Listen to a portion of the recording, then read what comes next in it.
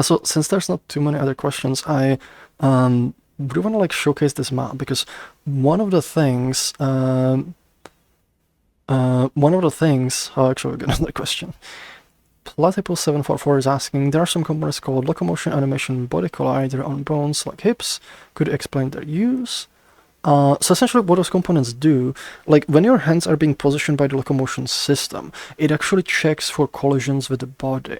So like the hands will, not intersect your hips, they will not intersect the body, and whatever else you might have on your avatar. They're gonna, they're gonna be like, the hands are gonna be pushed out. What that component does, it essentially says, this collider, is meant to be checked by the locomotion animation. That way, any colliders, like for example, if you have like, like a custom menu or something, it will ignore that. It's only gonna check the colliders that are marked with that component. So, that answers that. And what I'm gonna do, this world, it uses, it actually uses like the new spherical harmonics to control the dynamic lighting. If you're checking this word out, I'm just gonna go back to the spawn if I can find it.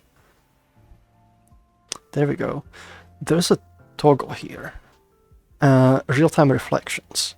And what it does, it puts a reflection probe on your head and then uses that to control the ambient lighting with the new components that have been added. If I turn this off, you can see it still kind of looks okay, but like as I move around, it doesn't change. And then there's like this cave. If I go down here, I'm actually gonna change this to third person so you have like a little bit more context. If I go here, there's this cave and I go inside of it. You see, it's kind of bright in here. There's a lot of like, ambient kind of light. And this is usually, how the maps are, because there's like, shared global lighting, but like cave, like there's barely any light coming in, so it shouldn't be this bright. So if I go back outside and I'll go back to the spawn, if I can find it. Oh, there it is.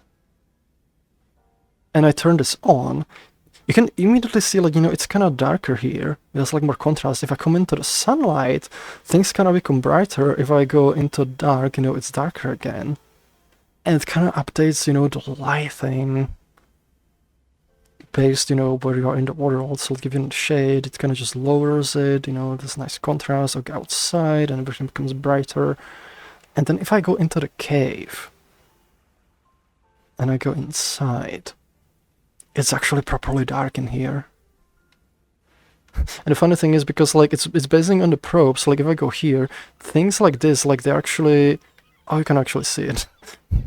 Yeah, there's a camera that like doesn't render, but it renders in the preview.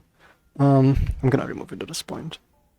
If I open something, actually, let me spawn. Do you have anything emissive? Actually, I'm just gonna do a light. So I do light. This kind of illuminates. And if I delete it, it's dark again. And I get outside, and it's bright again. It's really, really neat. So this is like one of the things you can kind of, do.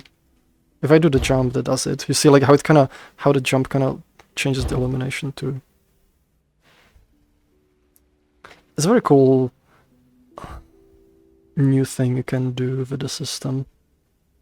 It's not like you cannot do, since the ambient light is global, you cannot like, it kind of changes everywhere as you move around.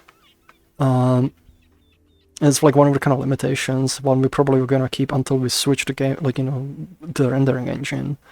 But it kind of, shows that you now have a little bit more control on the lighting in the worlds. And this map is like, making a really good use of it.